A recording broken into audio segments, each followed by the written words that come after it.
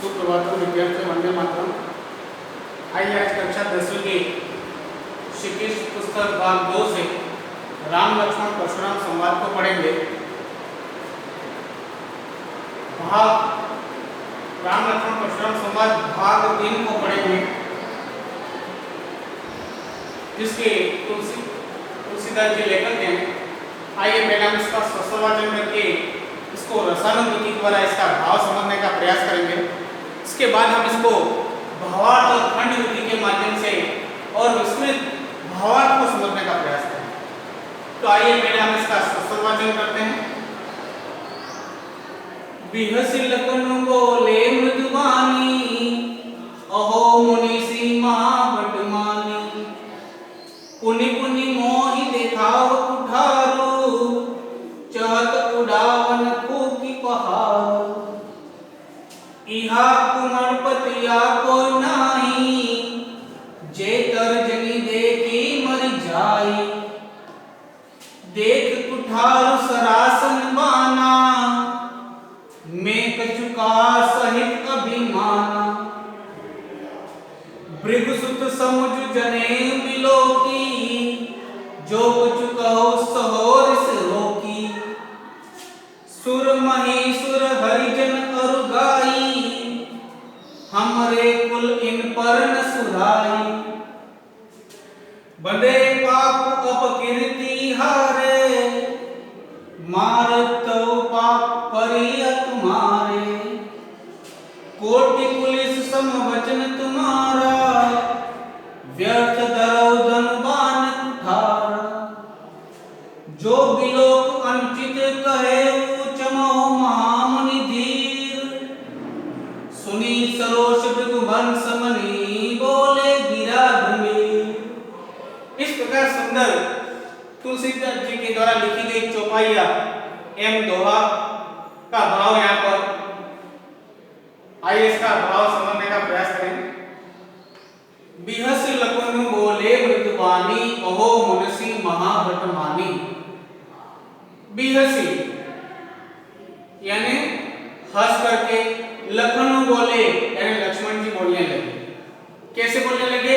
मृदुबानी यानी मीठे स्वर में, कोमल और विनम्र भाव से लक्ष्मण जी हंसते हुए परशुराम जी से कहने लगे, बोलने लगे।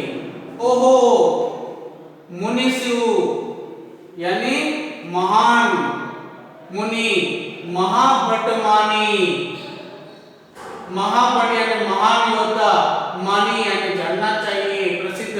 ओ आप तो महान योद्धा हैं, प्रसिद्ध हैं। पुनि पुनि मोह देखाओ कुठारो, चहत उड़ावन फूकी पहाड़ो। पुनि पुनि यानी बार बार, मोही देखाओ कुठारो, मुझे इस कुठार यानी इस कुल्हाड़े को, इस फरसे को बार बार सीधा करके दिखा रहे हो, डरा रहे हो।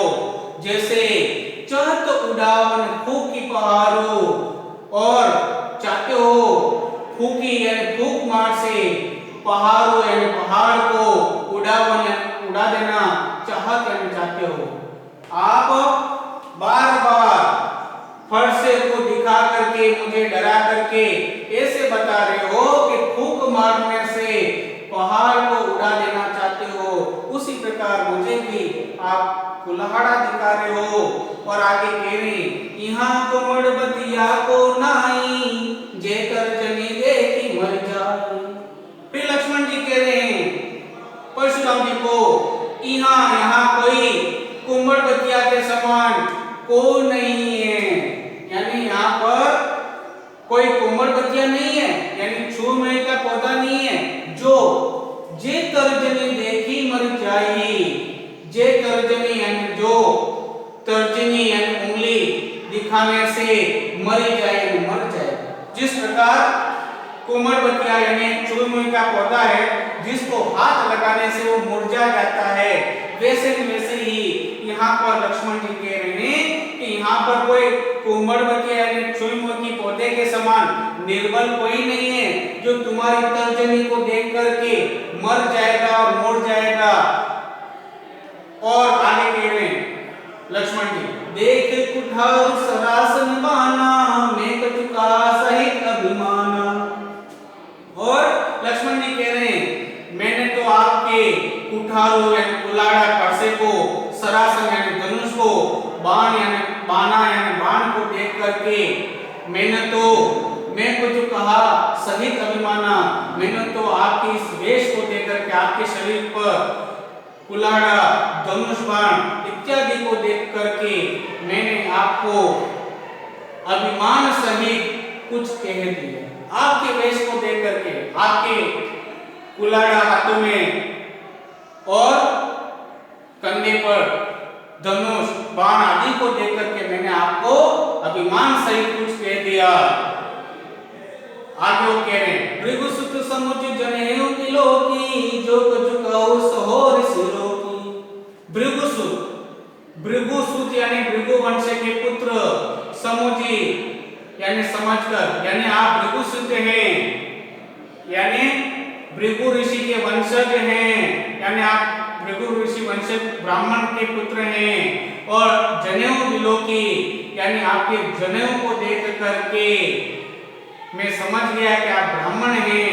जो कुछ कहो सहो ऋषिलोकी, जो कुछ कहो, जो आपने कुछ कहा उसको ऋष रोकी यानी गुस्से को रोक करके सोहो यानी मैं सह रहा। आपको भृगु वंश के वंशज और जनेऊ शरीर पर धारण किए हुए देख करके मैं समझ गया कि आप ब्राह्मण पुत्र हैं, इसलिए आपने जो कुछ कहा उसको मैंने अपने गुस्से को रोक करके मैं सह रहा हूं। और फिर कह रहे आगे लक्ष्मण जी उनको सुर महेश्वर हरिजन अरुगाई, हमारे कुल इन पर न सुराई। कितनी सुंदर बात की यहाँ पर, बहुत सुंदर बात है। ये रघुवंश वंश की रीत बताई है यहाँ पर लक्ष्मण जी ने कि हमारे कुल में, हमारे वंश में, हमारा जो रघुकुल का जो वंश है, हमारी जो मर्यादा है उस रघुकुल की, वो बहुत बार इस पंक्ति के लिए सुर महेश्वर हरि जन अरुगाई, हमारे कुल इन पर न सुराई। हमारे कुल में, हमारे वंश में, हमारा जो रघुनाथ कुल का जो वंश है उस वंश में हमारी विशेषता है कि हम सूर यानी देवता, महीसुर, मही यानी धरती, सूर्य यानी देवता, धरती के देवता यानी ब्राह्मण, और सूर्य यानी देवता ब्राह्मण, हरिजन यानी भगवान के भक्त, और यानी और गाय यानी गाय। देवता, ब्राह्मण और भगवान के भक्त और गाय पर, इन पर यानी इन सभी पर न सुराई यानी हम वीरता नहीं दिखाते, हम इस पर हमें शूरता नहीं दिखाते, हम इन पर कभी वीरता नहीं दिखाते, यानी हम इस पर कभी लड़ाई नहीं करते हैं। यह हमारे कुल की मर्यादा है, यह हमारे कुल की विशेषता है। और आगे वो फिर कह रहे हैं बंधु पाप अपकृति हारे, मार तो पाप परिय तुम्हारे।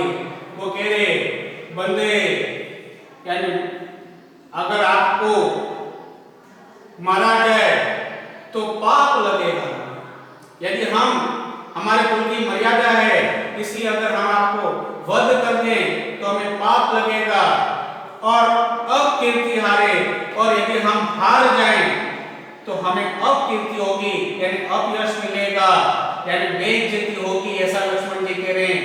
लेकिन लक्ष्मण जी आगे बहुत सुंदर बात कह रहे हैं कि मारत हो पाप परिह तुम्हारे। यदि आप मुझे कोई मार दोगे, यदि आप मुझे मारोगे तो पाप परिये तुम्हारे, तुम्हारे पाप परिये यानी मुझे तुम्हारे चरणों में ही पड़ना पड़ेगा, क्योंकि आप ब्राह्मण हैं, आपका मैं वध नहीं कर सकता हूं, वध करूंगा तो पाप लगेगा और आपसे हार जाऊं तो मेरी अपकीर्ति होगी, मेरी बेइज्जती होगी, मुझे कीर्ति नहीं मिलेगी। लेकिन यदि आप मुझे मारोगे तो तुम्हारे पैरों में ही मुझे पड़ना पड़ेगा, इसलिए आप वध के योग्य नहीं हैं, आप मुझे मारोगे तो मैं आपके पैरों में ही पड़ूंगा। ऐसी बात लक्ष्मण जी कह रहे हैं। लेकिन लक्ष्मण जी यहाँ पर क्या कह रहे हैं आगे वो देखिए, उनके विशेषता के बारे में।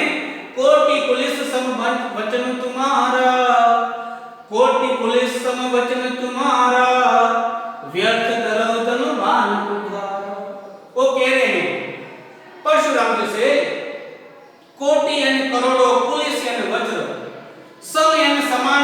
वचन तुम्हारा है, तुम्हारे वचन, तुम्हारे ये जो कही गई जो बातें हैं, तुम्हारे जो वचन हैं वो करोड़ों वज्र के समान हैं।